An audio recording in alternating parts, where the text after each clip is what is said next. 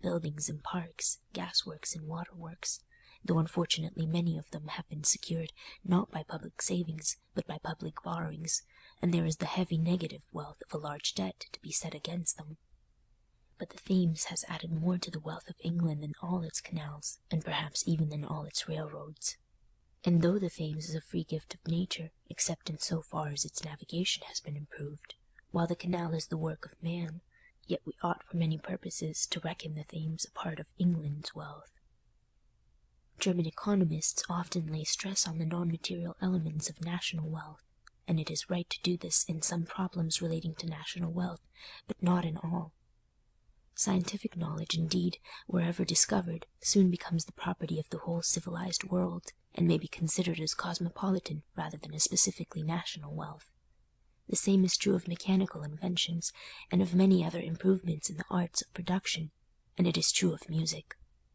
But those kinds of literature which lose their force by translation may be regarded as in a special sense the wealth of those nations in whose language they are written, and the organization of a free and well-ordered state is to be regarded for some purposes as an important element of national wealth. But national wealth includes the individual as well as the collective property of its members, and in estimating the aggregate sum of their individual wealth, we may save some trouble by omitting all debts and other obligations due to one member of a nation from another. For instance, so far as the English national debt and the bonds of an English railway are owned within the nation, we can adopt the simple plan of counting the railway itself as part of the national wealth, and neglecting railway and government bonds altogether. But we still have to deduct for those bonds, etc., issued by the English government or by private Englishmen, and held by foreigners, and to add for those foreign bonds, etc., held by Englishmen. Cosmopolitan wealth differs from national wealth much as that differs from individual wealth. In reckoning it, debts due from members of one nation to those of another may conveniently be omitted from both sides of the account.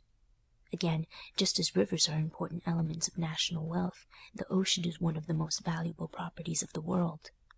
The notion of cosmopolitan wealth is indeed nothing more than that of national wealth extended over the whole area of the globe. Individual and national rights to wealth rest on the basis of civil and international law, or at least of custom that has the force of law.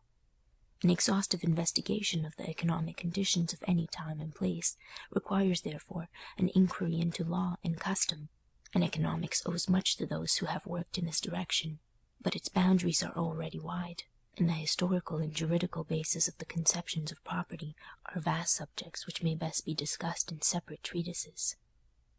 6.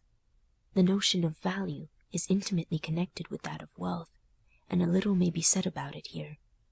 The word value, says Adam Smith, has two different meanings, and sometimes expresses the utility of some particular object, and sometimes the power of purchasing other goods which the possession of that object conveys.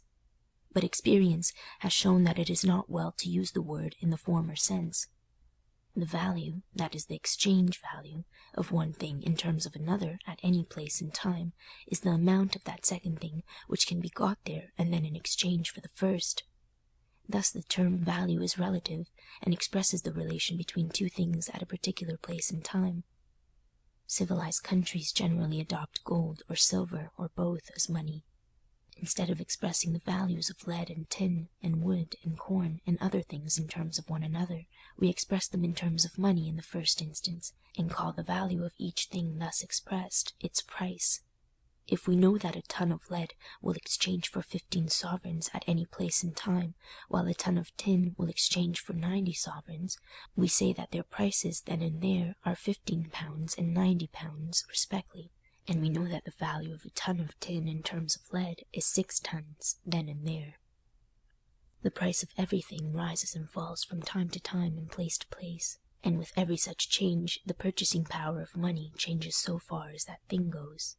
If the purchasing power of money rises with regard to some things, and at the same time falls equally with regard to equally important things, its general purchasing power, or its power of purchasing things in general, has remained stationary.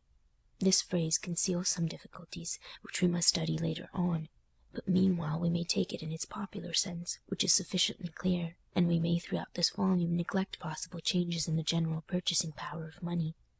Thus the price of anything will be taken as representative of its exchange value relatively to things in general, or in other words, as representative of its general purchasing power.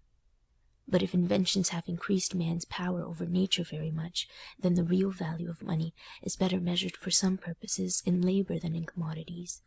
This difficulty, however, will not much affect our work in the present volume, which is only a study of the foundations of economics. End of chapter 2.